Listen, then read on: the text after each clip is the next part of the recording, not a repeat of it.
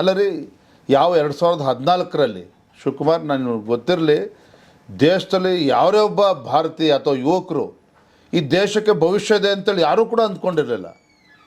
ಭಾರತದಲ್ಲಿ ಒಂದು ಭ್ರಷ್ಟಾಚಾರ ರಹಿತ ಆಡಳಿತನ ಕೊಡೋದಕ್ಕೆ ಸಾಧ್ಯ ಇದೆ ಅಂತೇಳಿ ಯಾರೂ ಕೂಡ ಅನಿಸಿರಲಿಲ್ಲ.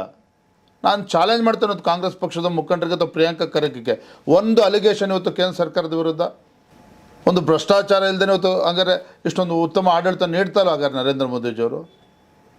ಯಾವ ಹಾಗಾಗಿ ಪ್ರಿಯಾಂಕಾ ಖರ್ಗೆ ಅವ್ರು ಏನು ಹೇಳ್ತಾರೆ ಅನ್ನೋದಕ್ಕಿಂತ ಹೆಚ್ಚಾಗಿ ಈ ದೇಶದಲ್ಲಿ ಪ್ರತಿಯೊಬ್ಬ ಭಾರತೀಯ ಇವತ್ತು ಯಾವ ರೀತಿ ಹೆಮ್ಮೆ ಪಡ್ತಾ ಇದ್ದಾನೆ ಇವತ್ತು BJP ಬಗ್ಗೆ, ನರೇಂದ್ರ ಮೋದಿಜಿಯವ್ರ ಬಗ್ಗೆ, ಯಾವ ರೀತಿ ಇವತ್ತು ದೇಶ ಇವತ್ತು ಅಭಿವೃದ್ಧಿ ವಿಚಾರದಲ್ಲಿ ದಾಪುಗಾಲು ಹಾಕ್ತಾ ಇದೆ, ಯಾವ ರೀತಿ ಇವತ್ತು ಮೂಲಭೂತ ಸೌಕರ್ಯಗಳು ನೋಡಿ.